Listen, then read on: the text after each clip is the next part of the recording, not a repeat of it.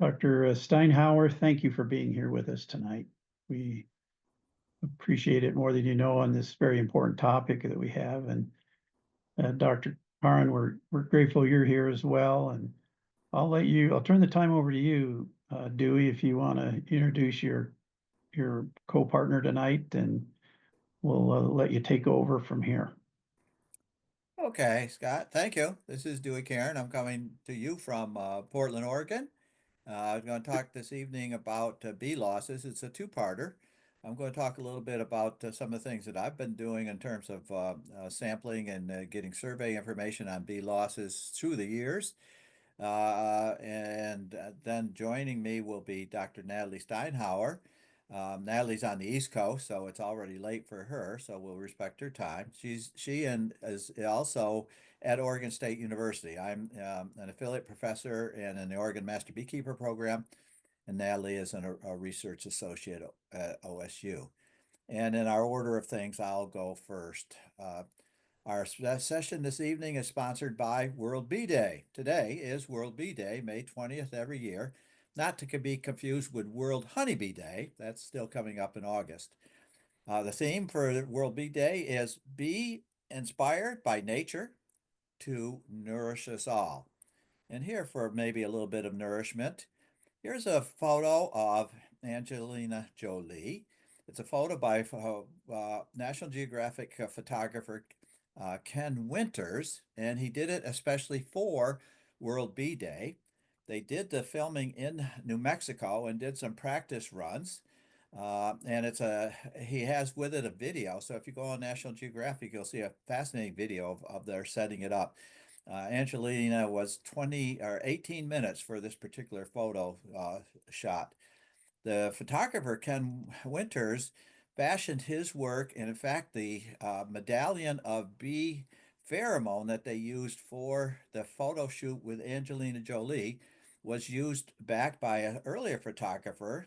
That was by Richard Avedon, who made a photo of Richard Davis, a beekeeper, back in 1981. So some connection backward and forward. So we thank World Bee Day for our sponsorship for the WASP project this evening, the WASP program this evening. Headlines. The start of the 2025 almond pollination season was met with unprecedented colony losses, which have shaken the beekeeping industry. This coming from Project Apis M. And we may have seen some of their three different materials that they've sent out about what was happening. Here was the first one. The Project Apis M sampled beekeepers across the U.S. With the support of the American Beekeeping Federation and American Honey Producers and the Honeybee Health Coalition.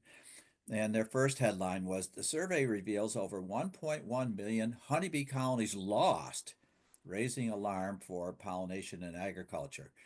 They continued the survey after that first press release. And at the final, they said that they had contacted beekeepers, mostly commercial, and found or estimated that there was a 1.6 million colonies loss, or on average 62% loss by beekeepers.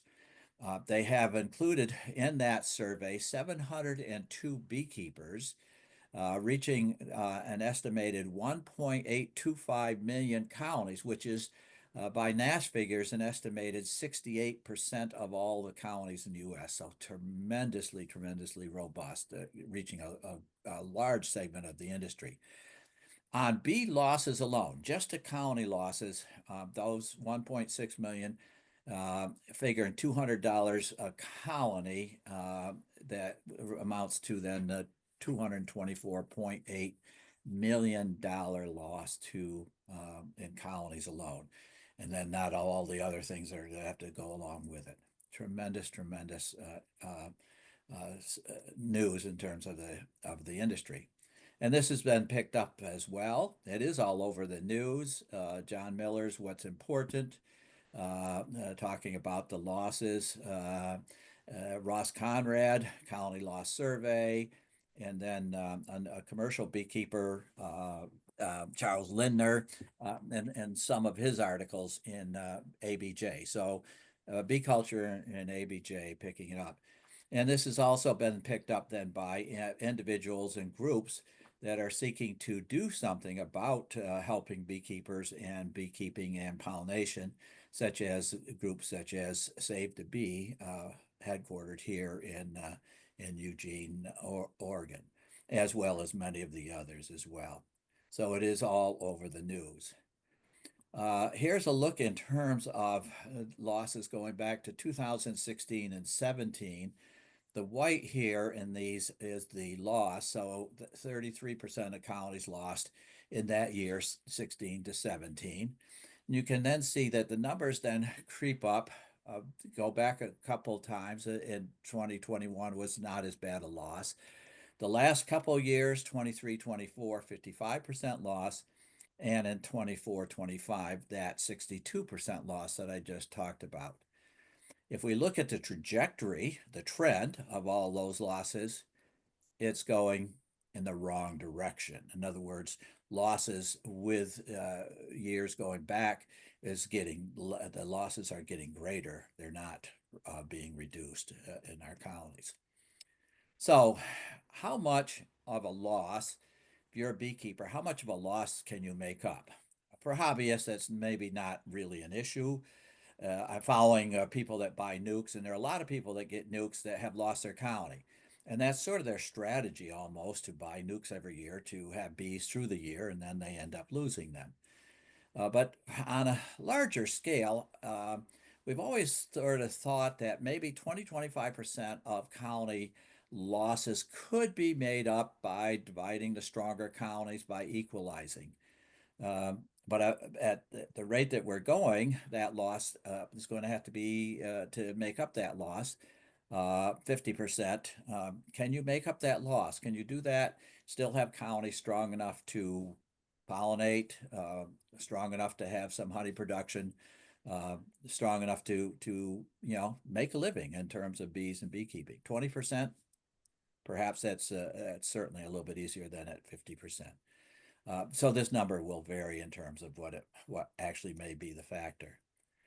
I'm going to talk about a survey that I do here of the Pacific Northwest, PNW, Pacific Northwest. I do a survey, and it's posted. The survey is posted, and then results are posted on pnwhoneybeesurvey.com. You can look up now for results. I'm just getting them posted now. It ended at April 30th, so I'm just getting them posted.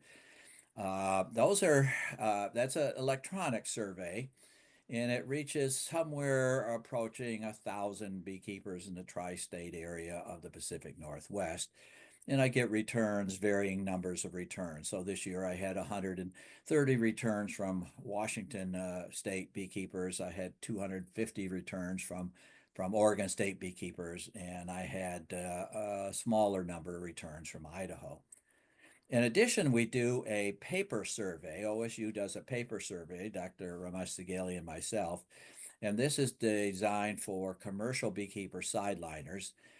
And it really is just information on losses, whereas the electronic survey that I do for backyarders also includes a series of questions on management. If you do the entire survey, it's like 55 pages. But if you do not do something, for example, let's say you don't requeen, then you would skip through a bunch of pages on requeening. Or if you don't do feeding, for example, you'd skip through some pages on feeding.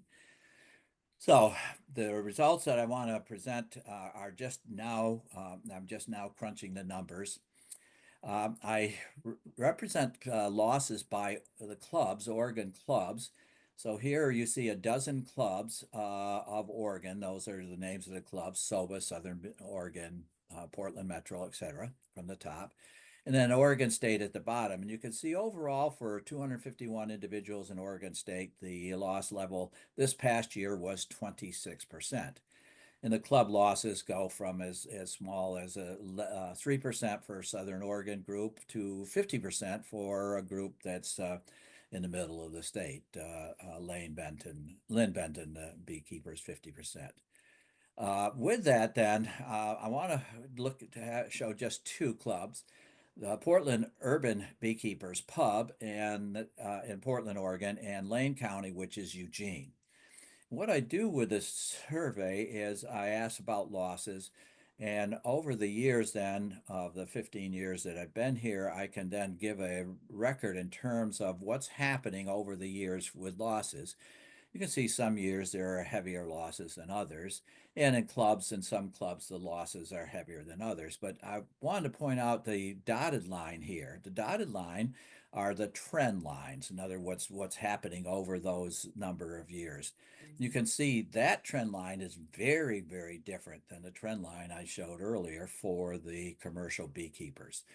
And this applies virtually to all of the groups. In Lane, it's somewhat flattened, but the pub group in Portland, Oregon, you can see when I first started their record there, they had very heavy losses, and now they're down in the 20-25% and even lower percentage in terms of levels of losses. So the trend line. And I then also I started a survey to ground truth the Bee Informed survey. So the top line on this particular graph illustrates the losses of backyard beekeepers. You can see few years here, very heavy losses, almost 50%. But more recently, that trend line has been downward to this past year of the 26%. The red line represents the commercial beekeepers, that second survey that we do. And you can see there is a correlation. Years that are heavy for both types of groups.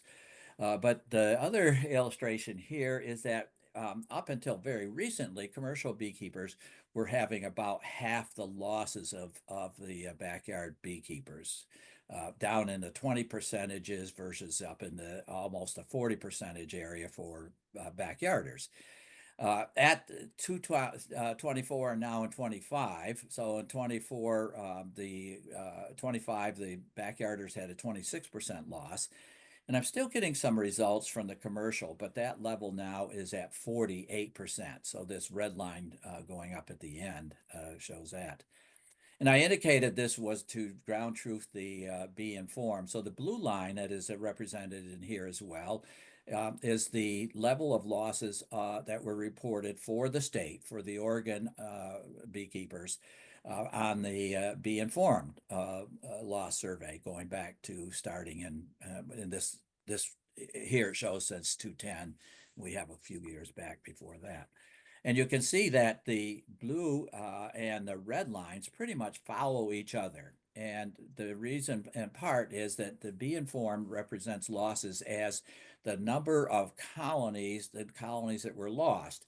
And so in that survey, that includes both commercial and backyard beekeepers, it really does represent the commercial beekeepers, not the backyard beekeepers, because one commercial beekeeper with 10,000 colonies compared to 500 backyard beekeepers, each with on average 5 colonies.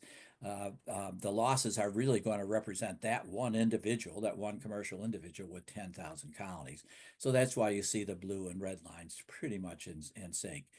And I point out in the last few years, since 2022, the Bee Informed survey has been showing heavier losses for Oregon. This is just over winter losses. This is not annual losses. And my survey does just over winter losses. I'll show you Washington as well. So here are clubs for the state of Washington, as high for the Northwest group of 89 to as low as 3 individuals from Skagit County, 8% loss. And the Washington State, 130 individuals for 34% loss. And I do the same thing with their record as well. So looking at 2 counties here, Cowlitz and Clark. Again, the dotted line in this case, or a solid line in the bottom, is the trend line. The top actually shows both statewide and Clark County. Clark County is across the river from Portland, so that's an urban county. Cowlitz is then further north, and that's somewhat of a rural county, much more of a rural county. But again, the trend lines for backyard beekeepers for overwinter losses, you can see is decreasing. Very different from the trend line I showed for the losses over for the commercial beekeepers earlier. Now, the commercial line does represent something. So this is a little bit of apples and oranges. I'm only reporting and showing overwinter losses, whereas a number of the other losses are for totally for the year, for our entire year loss. And so here's our Washington losses. The top line again is the backyard beekeepers, up to 50 colonies. The red line is our record of losses of commercial beekeepers. And for whatever reason, I was not getting a return. So to represent the commercial beekeepers of Washington, I've gone to the Bee Informed. And you can see all the way up into 21, well, again, 2020, 23, the backyard beekeeper losses were higher than were the commercial beekeepers, but now that has transposed, and it is now higher. For the last 3 years, the commercial beekeepers have heavier losses. Again, this is just the overwintering period. So comparing those numbers for the hobbyists, for example, PAM is Project Apis M for Oregon. Project Apis M in that survey that I showed you earlier about with their headlines, they included 9 individuals that were hobbyists, up to 50 colonies. They had a 46% loss. For Washington, 9 individuals, 84% loss for those 9 individuals. My record for the PNW Oregon 250 is a 25.5% loss, and for the Washington 130 individuals, a 34% loss. But again, this is a bit apples and oranges because the PAM is an annual loss, and PNW is an overwintering loss only. We can go further and look at sideliners. Almost no individuals involved. 5 for PAM for Oregon, and so far in mine I've only gotten 2 back. That will jump up to about maybe as many as a dozen when we get all those numbers back. And the commercial PAM, 17 individuals, roughly a 64% loss through the whole year. And for my own, still as a preliminary, 5 individuals, a 47.8 loss for the winter only. And you can see the number of colonies that are involved as well. And then you can see for Washington. So this is a bit apples and oranges. And so I wanted to, before I turn it over here to Natalie, show a bit of the information, and Natalie is going to drill in on this information. This is from Be Informed and the successor now of our national surveys. But I wanted to focus in on 2 things. And that is, you can see 3 of the last 4 years, not counting this is into 2024, the loss annually of commercial beekeepers has been over 50%. Okay, I'm sorry, of all beekeepers has been over 50%. The second thing I want to zero in on this is that because the numbers are larger for commercials compared to, for example, hobbyist beekeepers, this represents overall losses through the entire year. The blue represents the losses over winter, and then the yellow represents the summer losses. You can see the level that hobbyists report for summer losses, this first circle, compared to the commercial, a much greater spread, and having more individuals in the group as well. But why I think it's relevant for me to talk about overwinter losses and relative of losses that hobbyists are not having as heavy losses as commercial is in fact this factor that our backyard beekeepers, most of their losses are usually represented in the winter season rather than during the summer season, whereas commercials have a better representation of losses both over winter and in the summer season. Now, I'd like to turn the program over to Dr. Natalie Steinhauer. As indicated, Natalie is a research associate here at Oregon State University.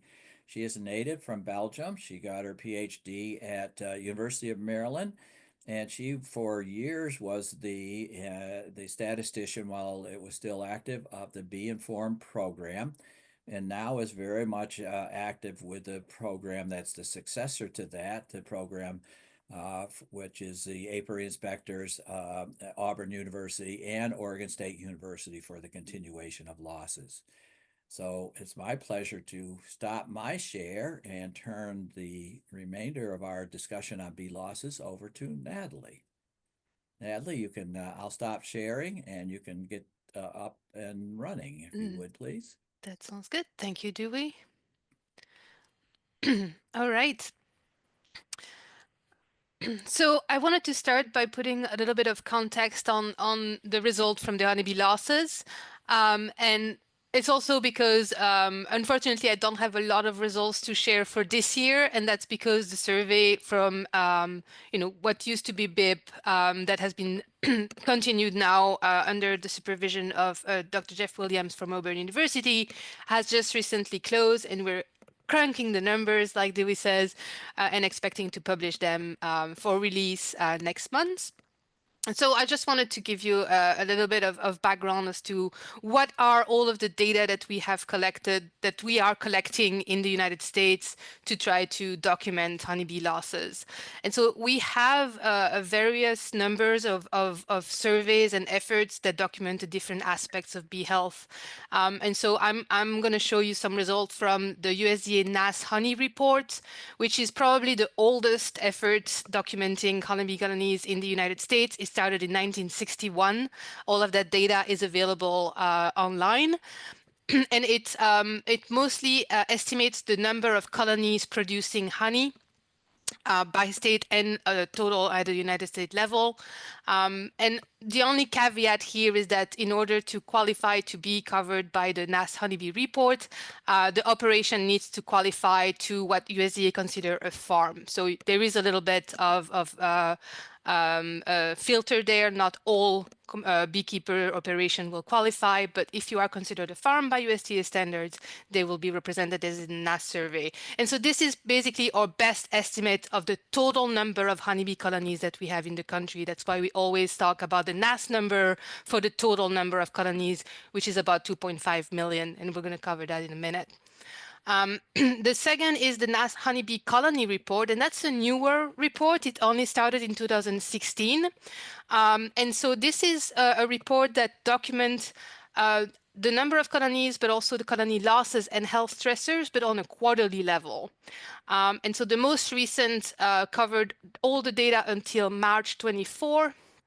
And we are expecting the next batch for the next year to be released by August of this year.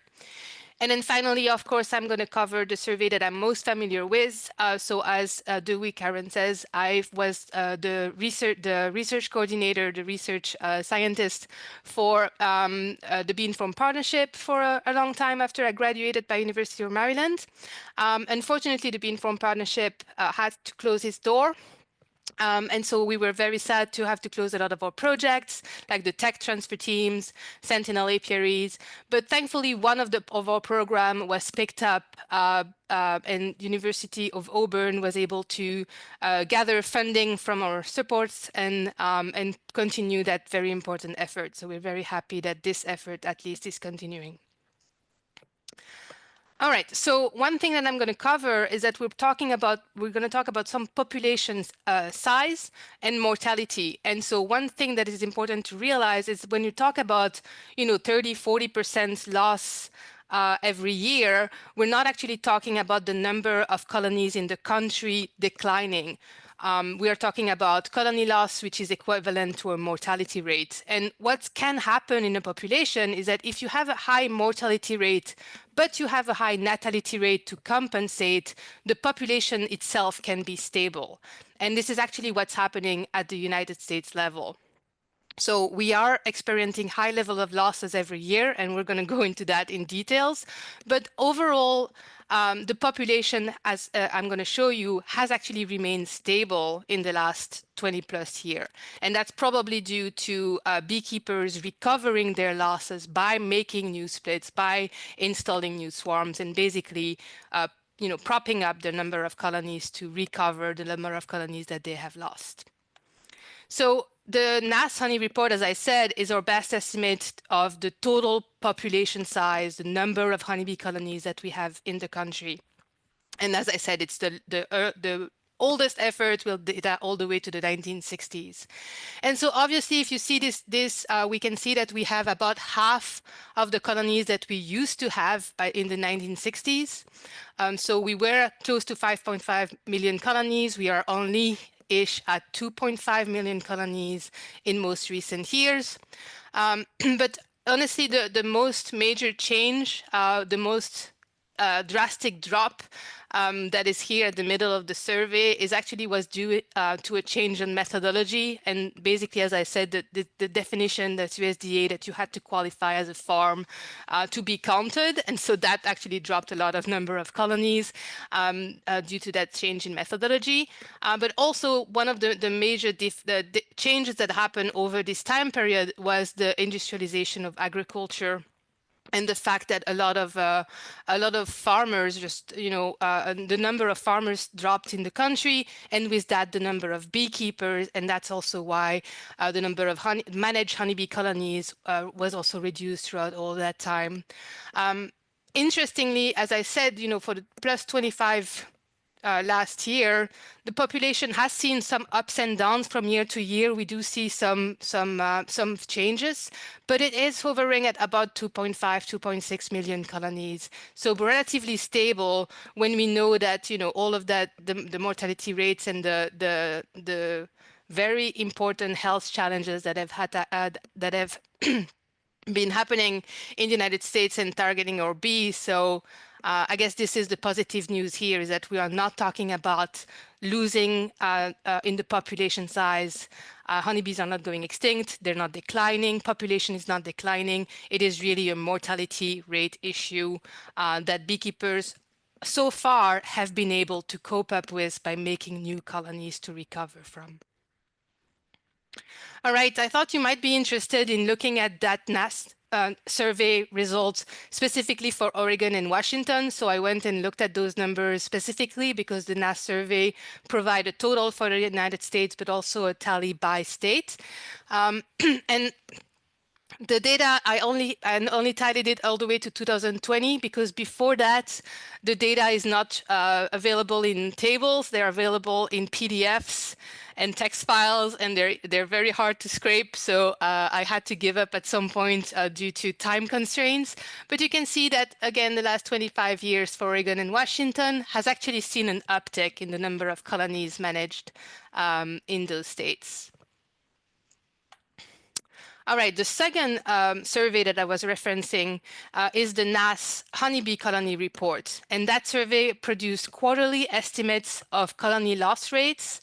Again, you need to be considered a USDA farm to qualify to be part of the survey.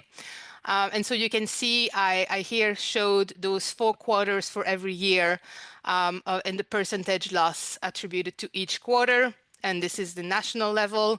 There was one data point missing here because the survey was momentarily sorry, moving something. The survey was momentarily freezed. Because of the funding freeze, the survey was momentarily interrupted. So when you look at those numbers, you can actually tally the number of colonies that were lost. And so this is the estimate at the national level. And so we can see that every year, according to this estimate, it is not unusual to lose over 1,500,000 colonies year to year. And the general trends according to the NAS survey, has actually been going down. And in 2023, 2024, they estimated that over the 4 quarters, Beekeeper lost a total of 1,300,000 colonies. So this is just to put some numbers, so those in context that, when we say we lost over 1 million colony, it is very impressive. But we do have, and obviously, 1.3 million colonies. When we have 2.5 million colonies in the country, that is about 40 to 50% loss. So that is definitely a high number. The impression that I want to leave here is that it is not a one-off. It is not this year that is particularly very high in that number, according to, just put into context that it is a problem that has been recurring over time. And so not saying that this is normal, this is something that is very concerning. And so this is why we need to address it.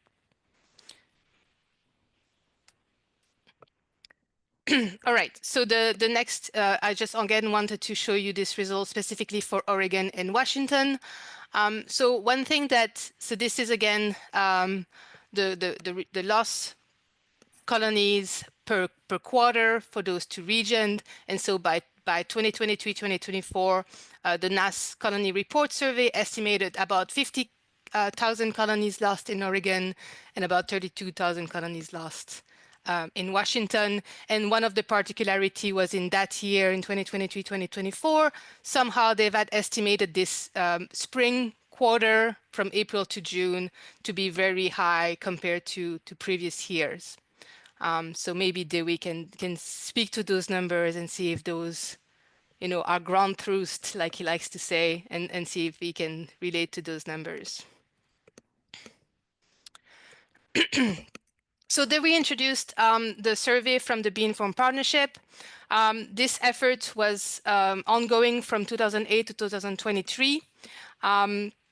So we were collecting data at the national level through a survey sent to beekeepers that compared two sections. The first one was a loss survey that only had about 10-15 questions that was about to estimate the number of colony lost over the year, followed by a management survey that was a little longer, about 50-ish questions to try to collect information on management.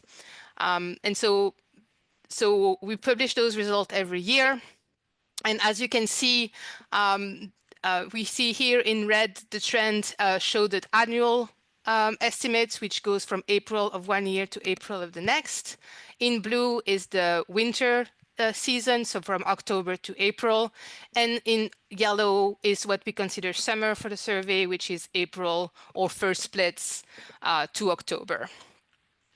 And so one thing that Dewey said very correctly is that the way that we estimate this is an estimation of the total rate of colony loss for the population of the United States. And so our best estimate to get to that number is by collecting the information from every beekeeper, but weighing it by the number of colonies in their operation, because the objective is to obtain an estimate of what is the level of losses in the total population based on our estimates that take based on our sample of respondents that took the survey. And so that's why we always represent our estimate as a dot with a confidence intervals that show us how confident we are with our estimation at the national level. So you can see that some years we have a better estimates with smaller confidence interval, and some years we have an estimate that is more uncertain, and that's probably because the respondent had more variability that year. So that shows you this idea of certainty versus uncertainty of our estimates year by year. So as I mentioned earlier, this survey was continued in 2024. So thanks to the Apiary Inspectors of America under the direction of Jeff Williams at Auburn University, and I collaborated to represent Oregon State University. And so we were able to proceed with the survey and collect this extra year of data, and we are continuing to do that. And we just recently closed the 2025 session, and we'll have the results published, expecting to be published early June. So nevertheless, you can see that in 2024, with 55% annual loss, this was actually one of, annually the the survey that represented the most high level of losses since we started the survey in 2008. So we estimate that at the national level, 55% of colonies in the United States were lost at some point between April 23 and April 2024. So that actually is very comparable to the estimates from NAS that I showed you earlier, which shows that 1.3 million colonies out of the 2.5 were lost in 2023-2024. So different surveys that showed similar levels of very high levels of loss annually for that year. Now, the 2025, as I said, is unfortunately not ready yet. But from the preliminary numbers that we have collected so far, and at the time that I summarized the data, we were still entering some surveys, so this is kind of very preliminary. We had an annual loss this year about at the same level, a little higher than this. So it seems that the trend that we're going to see in 2025 was actually a very similar, very high annual loss, again, comparable to last year. So as Dewey said, the concerning aspect here is that it's been several years in a row that we are at the high end of the loss rates that we have been collecting. So it starts to be very clear that the trend is going in the wrong direction, and we are actually experiencing higher colony loss year by year instead of what we would have hoped to be an improvement, because we know that beekeepers are getting more conscious about losses, are getting more conscious about varroa and pest and nutrition and everything. And despite all of our best efforts, we are not seeing the results in terms of reduction in colony losses. All right, so as I said, this figure here represents or estimates our best estimate for the total number of colonies in the United States, but we are also providing estimates by operation type. And we do that because we understand that most of our results at the national level really follow commercial beekeepers more closely because they own so much more of the colonies, right? We are in the United States we have a stakeholder community where 90% of the colonies are managed by about 10% of commercial beekeepers. So we know that the majority of the colonies are managed by commercial beekeepers. But in terms of beekeepers, most of our beekeepers are backyard beekeepers. So you can see here that our confidence interval for backyard beekeepers are much more narrow, we have better, more precise estimates for backyard beekeepers because we're just so much more confident that the average backyard beekeeper, or at the national level, the level of colony loss experienced by backyard beekeeper is a much more certain number because we have more respondent there. And so this represented the last result in 2024. And we can see that, over the years, this value here, I guess there is a couple of things we can see from those figures.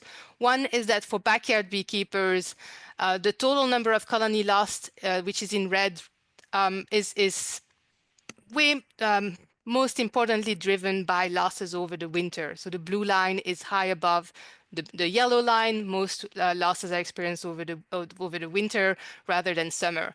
But despite that, we see that the level of loss experienced by backyard beekeepers in the United States over summer has actually been creeping up year to year. And so in 2022, it was actually really at the same level of winter loss. And since then, it's just been, a little lower than winter loss, but still higher than what it used to be. So we definitely think that over the years, we're experiencing higher summer loss for backyard beekeepers. And I'm going to go directly to commercial beekeepers, which are any beekeepers that manage over 500 colonies or more. And so as Dewey was saying here, the blue line and the yellow lines are more intertwined and overlapped. And that's really a sign that a lot of commercial beekeepers take their losses as much in the summer as in the winter. So it might be because they condense in the fall, and that counts as a mathematical loss, which is encoded in our survey as a loss. And so maybe that is one of the reasons why they have they have a more equal level of losses in both sides of our annual timeline. But still, as we said, both tend to seem to show an increase at the annual level in the most recent years compared to the earliest years of the survey. I thought you might be interested in seeing those trends specifically for Washington and Oregon. And so I pulled up the historical data from the Bee Informed Partnership, all the way to include the first year of the US beekeeping survey from 2024. And so you can see here our estimates for the states of Oregon and the state of Washington, summer, winter, and annual losses, with an idea of the uncertainty around our estimate that is a function of both the number of respondents, which is shown here below, so you can have an idea of the number of respondents that we have in each of those data points, and the variability of those responses. And so yeah, I guess maybe we can compare and see how those fare with your respondent. But I have to say that the survey that is specifically run by Dewey with the clubs in Oregon and Washington obviously have more respondents than we do at the national level. So you were citing about, I think, 1 to 200 respondents for Oregon or Washington. So obviously those numbers makes me very jealous, and not a lot of beekeepers, not so many beekeepers take the national survey.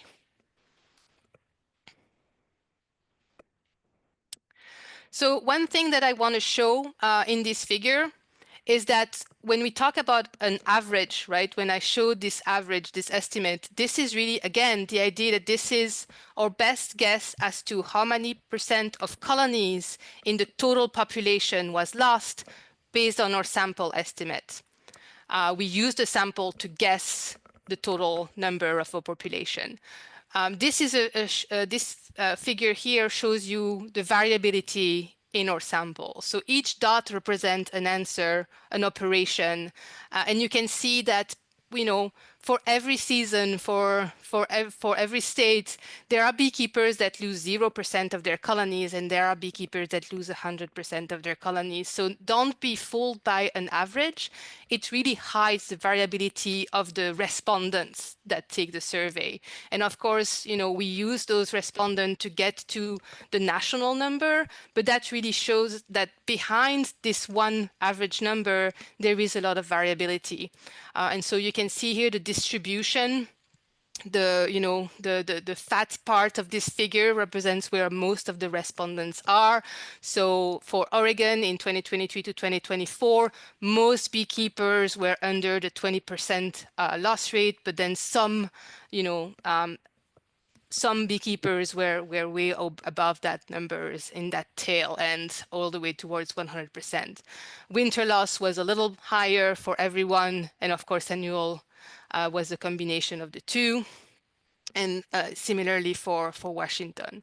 So that is, again, just to show you the variability behind that one estimate that we show. Dewey already showed you some of the results from the Project APIS-M.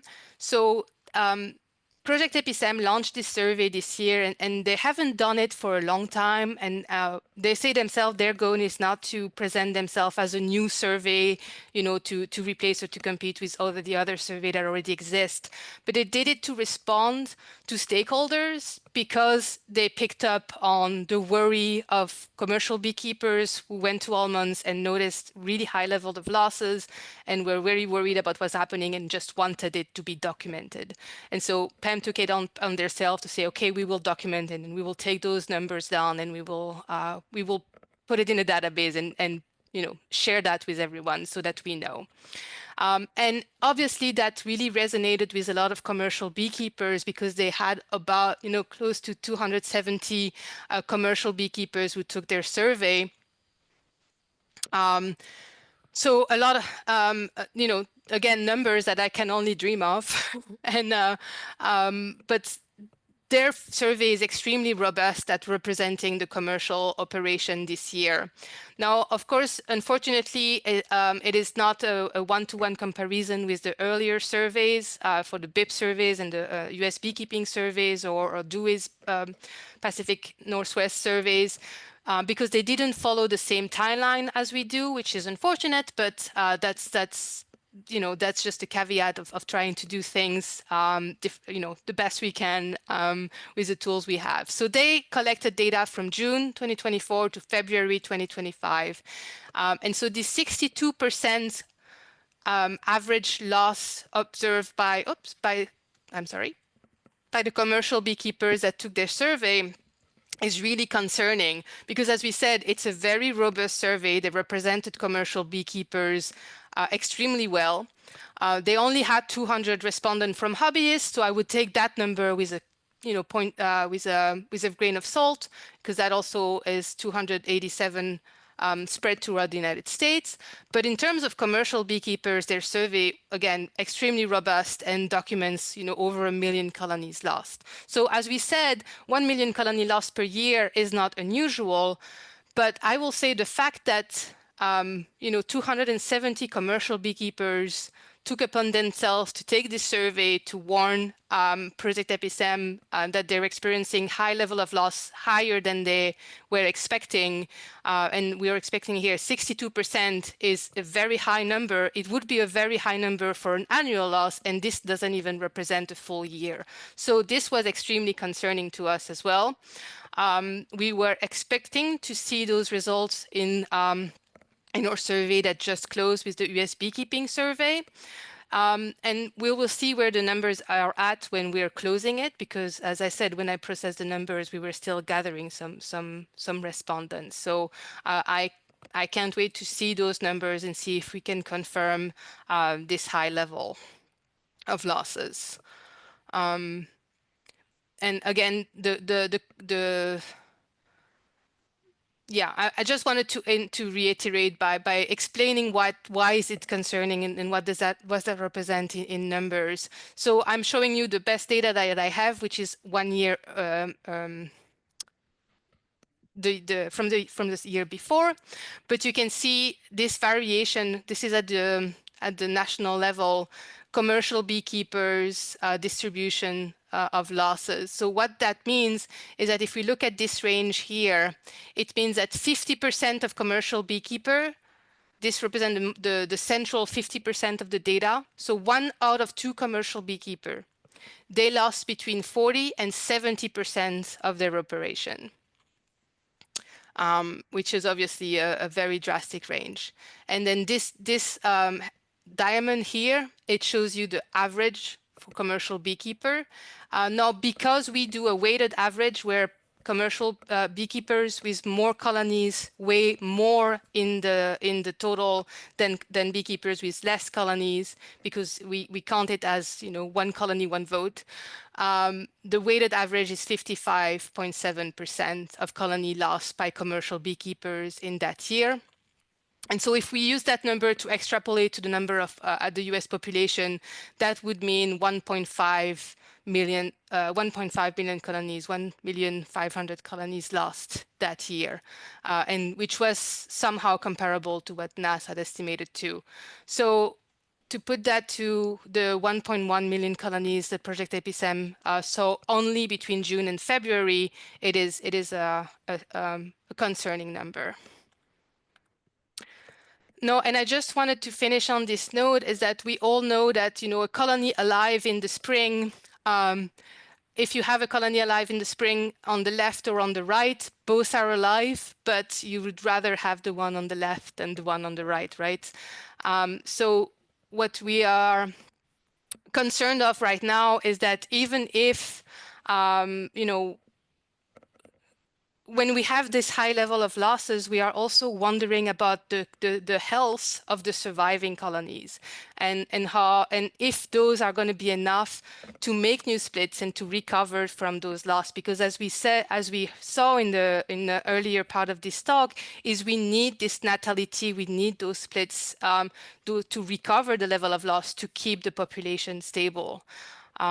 And so I guess we will see the impact next year in the population size if it happens that the survivor of this spring, we're probably not strong enough to make new splits. And unfortunately, we'll only see that impact 1 year down the line. And so that is the worry as well, is that it is important to document all of this, but at the same time, we need to give answers now because the beekeepers are facing those losses now.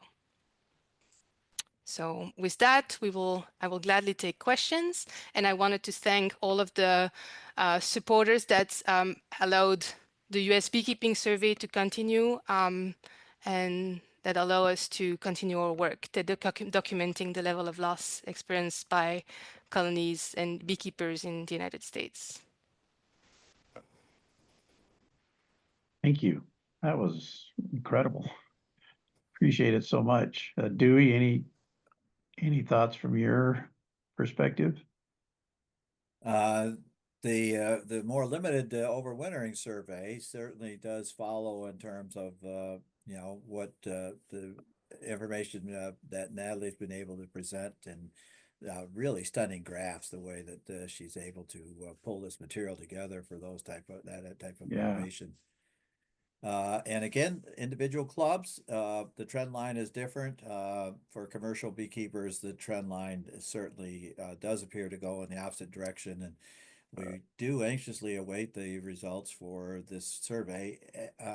And I might say, I said on PNW Honeybee Survey, those results are not yet posted because I'm doing the same thing as Natalie is. We are crunching numbers at the present time and then trying to get the reports done.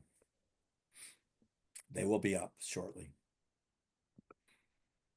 Natalie, we had somebody post in the Q&A a question, and the question is, when a queen is replaced, is that considered a dead hive? Not in our survey. So I know that the NAS honeybee colony survey considered a requeening as what they call a rejuvenation, but it's not a loss, not for the NAS survey and not for our survey. So that, one of the underlying, I think, questions is that we have there's these losses that we're experiencing. They seem to be, as you said, they're higher than normal, right? They're a little excessive. Mm-hmm. And there must be a whole body of work that goes into why is it that? And do we have any preliminary information on what some of the underlying causes are for those colony losses? No, absolutely. I mean, that's a natural follow-up question, right? So one thing is that obviously we are saying that those levels of loss are not normal. No, one hard thing is that we don't really have anything good to compare those losses to, because the earliest estimates that we have, which is around 2006, 2007, I think Dewey, it might be about the same for your survey, or maybe yours was a little earlier. But really, what we wish we had is we would like to have had those colony loss rates from the 80s, right? We wanted to have earlier data to compare it to really understand the shift in range, to really understand the impact that what we're seeing now and how abnormal it is.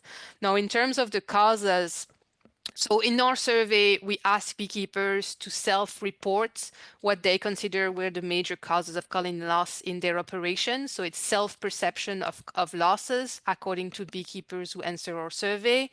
And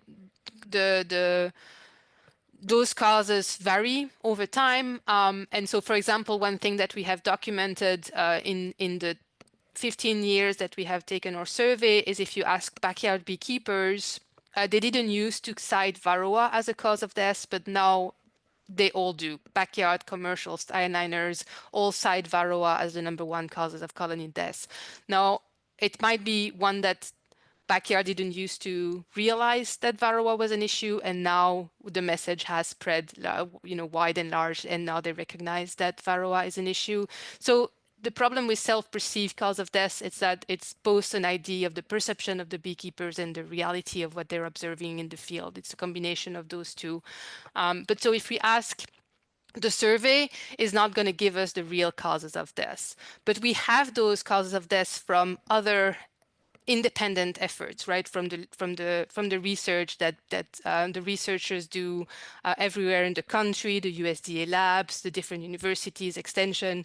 And we know that in the United States, we always list the 5 Ps, right? Pests and parasites, pesticides, poor nutrition, poor beekeeping.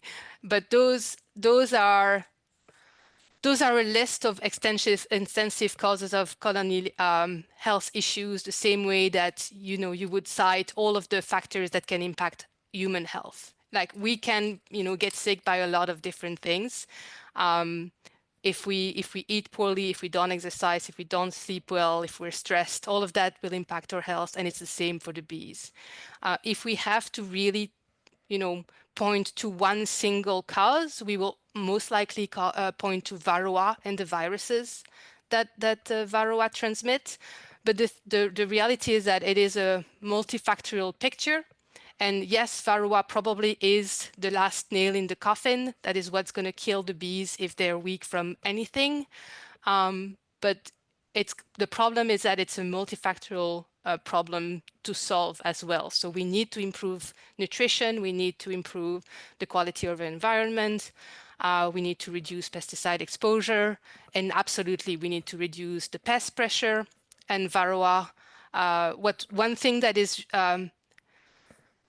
becoming more and more apparent is that it takes less mites to cause a high number of damage. And that is probably because of the viruses that the varroa is carrying, and those viruses have changed over the years. When varroa first arrived in the United States, it was not unusual to have 50%, 50 mites per 100 bees infestation. That number would be unheard of today. Like now beekeepers are treating if they see less than 1 mite per percent infestation rate. So it takes less mites to do the same amount of damage, and that's probably because of the viruses. And we know all of the issues that beekeepers are facing in the field, that the treatment that they're relying on are not always as effective as they should be. We see increase of maybe potential resistance cases for of some of those synthetic chemicals that we are relying on to treat those high infestation cases. So it's it's a bleak picture because there is so many aspects that affect honeybee health. And because all of them are intertwined, it's very hard to just, pick one and say that this is the cause at 100%, because it most likely never is 100% one cause, but we need to address all of those factors to try to improve the health of bees as a whole. Good. And adding a post-it, Scott, post note to that as well. So in the overwintering, I also asked people for self-reporting. What do you think the reason was for losses?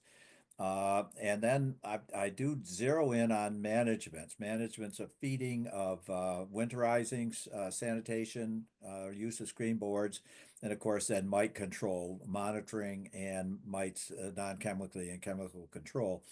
So I have this mountain of data that I'm trying to plow through to do a pretty deep analysis of what they report, they say are the reasons for losses, individuals in the survey, plus then what they are reporting of what they did for different managements. One of the issues I'm faced with, and Natalie's had the same issue when she was doing her thesis, is that beekeepers don't do one thing to solve problems of poor wintering or to keep their colonies alive. They do a combination of factors, and sometimes it's that combination of things that they do that seem to be very important. I will say, as I'm looking at the data and trying to parse out parts of it, the years that backyard beekeepers had very heavy losses, their self-reporting went more towards issues of starvation and poor wintering. Uh, the trend that I see in terms of Varroa is, as Natalie indicated, there's much more attention to Varroa, but more recently, and the overwintering doesn't capture this at all very well because it is a overwinter period, is the issue of queens. Self-reporting that they had a queen failure or a queen issue. I mean, that can be real fatal over the winter, but certainly that's not the time of the year that we think that queens would be an issue in terms of necessarily of losses. And of course, the self-reporting, the underlying cause may be Varroa. The reason the colony starved may be because they didn't have enough fat fall bees in the fall. The bees didn't live as long, and so the critical mass of the cluster of bees got so small that you lost the colony. And so they might report, well, that was a starvation issue, where in fact it was related back to the mites being the underlying factor. And of course, it's not the mites themselves, it's the virus underneath all of that. So uh, I've got such a mountain of data, but I'm trying to work through it because I did collect all this management information. And I think the tale of the improvement of overwintering of backyard beekeepers is in fact relating to what they're reporting as self-reported losses and what they're doing in terms of mite management. Yeah, yeah, that makes great sense. A great answer from both of you. Natalie, we have a couple more questions that came in, and one of these is specifically for you. It says, this is a question primarily to Dr. Steinhauer. Could you address whether there was any selection bias, i.e. perhaps high loss operations might be more likely to respond to the survey? What are your thoughts? That's a great question, and that is something that is true of all volunteer-based survey, which is what ours is. So NAS has the advantage that they have a frame with all of their list of beekeepers nationally, and they take a random sample from that list, so they know they can avoid bias by targeting beekeepers at random and then ensuring that all of the people selected at random answer, because they can pester beekeepers until they answer, because they have that type of budget. So the survey that we were doing at Bee Informed Partnership and now with the US Beekeeping Survey is a voluntary-based survey. So because we don't have access to that frame of all of the beekeepers in the United States. That's just something we don't have access to. And so the way that we were the reason why we think that our estimates are valid is that one is we compare them to the NAS numbers and we see that they're evolving more or less in the same direction, which is comforting because their survey is random, and also because we think that if indeed beekeepers with higher loss are more likely to take the survey, that tendency shouldn't change from one year to another, and therefore the trend between years should persist despite that potential bias. So maybe the level of our estimate might not be accurate, but the trends of the direction should not change from one year to the other. And so that's more it's an imperfect method because we cannot do the random survey that would be the golden standard in survey questions, in survey designs. But this data is still helpful because we do have representatives from all types of operation beekeepers, all throughout the different states in the United States. And because we do this survey exactly the same way year after year after year, and therefore we can compare trends from one year to another. Scott, if I can interject, so I Yeah. have this big database for 15 years. What I would like to see, and I talking to one person, but I would like anyone out there that has an interest that loves numbers, crunching numbers. I have pretty robust samples from backyarders, and a random sample could be taken from, for example, the 250 this year. Someone could randomly make that. They could take a comparison of urban versus more rural backyarder beekeepers. So the data is there, and for anyone out there who is a student or knows a student that is looking for a big data set that they can do something with, I'm here, I'm available. Our data set is available. That's great. So they should contact you directly, Yeah, Dewey? yes, please. Yes. Okay, perfect. Yeah, well, thank you for that, and we'll make sure we forward those on to you if they come to us through our WAS emails as well. So another question that came in for the two of you, and that is great data set from the United States, but how does this look from a worldwide basis? Is there any data around that? That's a great question. There was actually an international meeting this morning at 6 a.m. So I've been up at 6 a.m. for that meeting with the European and South American and African and Asian researchers to share for Bee World Day data on colony losses from all of the different all of those different regions. And really, it's very region dependent. So in South America and in Europe and in Africa and in Asia, like some regions have very high losses, like the ones we see in the United States, and some have not. So it seems to be very, very region dependent. But high levels of loss seems to be experienced throughout the world. And it might not be the same reason, it might not be the same drivers. Beekeeping is also very different, you know, in Africa and South America and in the United States. But so for the comparisons that we can make, it's not universal. There are regions that are doing better, but it seems to be frequent across regions. Yeah. Yeah, from South America, where I spend part of the year, Mm. the numbers just don't mean anything. So Yeah, I can't give you anything from that at all.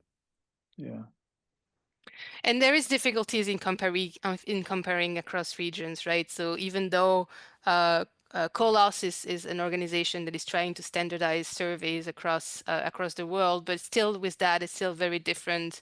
You know, comparing seasonal winter and summer losses to you know, southern hemisphere, or you know, a region which has like dry and wet seasons and all of that. So it's just it's a very hard exercise to begin with. yeah. Great. So there's another question here. It says today's Atlantic magazine published an article, and this is the title: "The Trump administration is tempting a honeybee disaster." And it was by Joanna Thompson. So the issue is the loss of bee research staff at the USDA. Can you speak to the challenges that with USDA staff and lab analysis staff? Why is that a loaded question? Yeah, that is a loaded, but I got real good news today. One of the people that was let go has landed a position. I'm referring to Zach Lamas, was let go with USDA as a position, University of Maryland. No funding, but at least he still has an academic appointment. So that's a one-off, but boy, I don't know. have we been seeing losses? I mean, you know, of staff at those at those places where this sort of research is done and tracked, I mean, has there been a significant loss of staff in those areas that has affected the ability of those places to do research? Not universities, or at least not yet, although some thoughts are that we're going to lose some of the granting that was awarded most recently. Hmm. I can't speak for federal. It's a landmine. I'm not sure. Yeah, got it. So one other question is, what regions overseas saw high losses? I know you kind of spoke to that a little bit, but is there any specific areas that you could speak to? Um, I mean, I don't remember the numbers from the top of my head, but I know that this is those are results that come every year from Europe, at least, and they're trying to organize in other regions to do that more regularly as well. Um, And Canadian numbers are very good as well. We right, do that have is true. we That have is we you know, their grouping is has been very vigorous in gathering numbers. Now that they have tech teams in most of the provinces, they're getting very good numbers, I think. Yeah. And I think that this year was also pretty high from the numbers that the Canadian team released a little earlier this year. So they were going in the same wrong direction. You know, there's been some chatter that I followed that you know, while you know a lot of this points to Varroa, you know, and whatever they're carrying around with them, but that that the folks that provide the Varroa treatments, you know, the various producers of that have had to increase their dosing in order to meet uh, the same kill rates that they had before, because there tends to be some, and I don't know that this has any scientific fact, but just curious that the Varroa mites are developing some resistance, and I think Right. you talked about that a little bit, Natalie. So yeah, I mean the tools that we have to fight Varroa have evolved ever since the arrival of Varroa in the United States. Like we went through different like waves of families of products that we've been using, right? Like and the first families of chemical products that we use, like I'm gonna cite like Coumaphos, Fluvalinate, like we have fully stopped using those products because the mites developed resistance against them like already in the 1990s. Like it was pretty quick. So the most often used product in the United States in recent year has been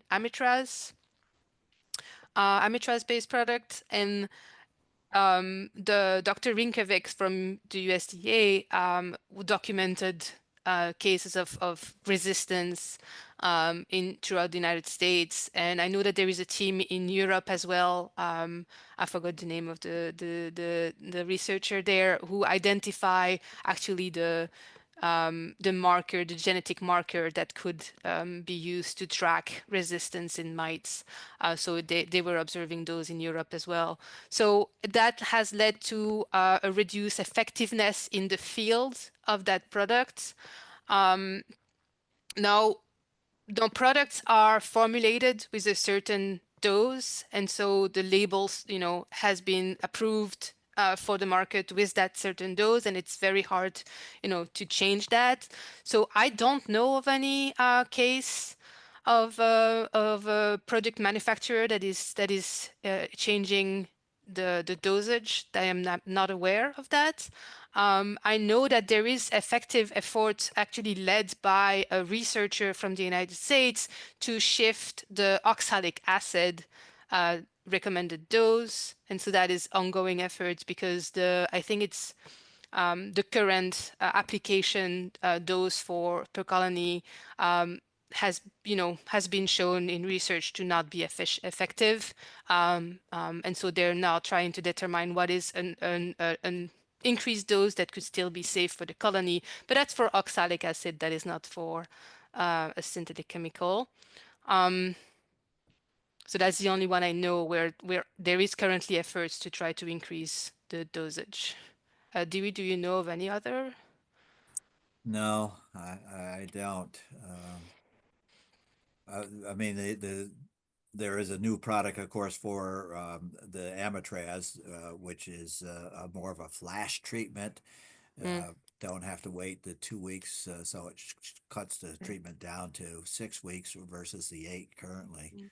So yeah, the Uh, problem of using any single chemical to like relying on a single chemical to do a varroa management is that that is always going to be a short-term plan. And so, you know, integrated pest management practices have taught us that ideally in a ideal world, if labor was no concern for commercial beekeepers, like you would do intensive monitoring, only treat when above a certain threshold, try to use all of the preventive methods that you can, including like, you know, trying to use local stocks that are maybe have some signs of resistance to mites, a lot of prophylactic methods, and then vary, you know, if you have to use chemical treatments, trying to vary which chemicals, like rotate the chemicals that you use, like all of those practice that in, you know, practice might be hard to follow.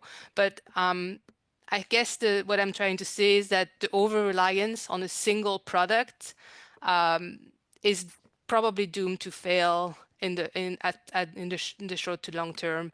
And I know that there is a lot of effort to try to find new chemical products that can maybe replace Amitraz. But there is also a lot of efforts to try to breed more resistant mites, to try to maybe even use some biological predators of mites in colonies. So like there is a lot of effort to try to increase the number of tools that we have in our toolbox so that we don't have to rely on just one chemical product who's, you know, at some point will drive a lot of resistance because that's just what mites do. Yeah. That's our message with the Honeybee Health Coalition Tools for Varroa Management is that it's never one and done, and it's not one method or one chemical treatment is going to do the trick. It seems to be that mixture and trying to do a practice of IPM and determining which colonies might be those that really need the attention. Maybe even euthanizing colonies, which we don't do enough of, certainly. That where you just can't seem to get mite numbers under control to help protect the remainder of the colonies, and some common sense things, but it's never one and done, and it's not one silver bullet that's going to solve the issues. Yeah, that's a good way to close, Dewey. Thank you, and thank you, Natalie, for your time. We've overstayed our welcome, so thank you for the two of you for taking the time to be with us tonight for this hugely important topic. So Todd? keep up the good. Yes, Carrie. I do have one quick thing. EasyOx is now it's available and it is for twice the it's 2 grams per Ooh, box. So oxalic acid. That So is yes. okay. I didn't realize it was Yeah. done. Great. Yeah. that's available in pellets and in powder form. So, but that's the newest thing is that they are actually double the AP bioxyl rate. Yep, exactly. Thank That's you, good Carrie, to for that. know. Yes. Yeah, good to know, Carrie. Yeah. All right, everyone, thank you for being here tonight. And again, thanks to Dewey and Natalie for your time and your efforts. We Thank you for appreciate it having me. so much. Yep. Have a good night, everybody. Thank you. Thank you. Thank night. you. Night. Thank you, Natalie, again.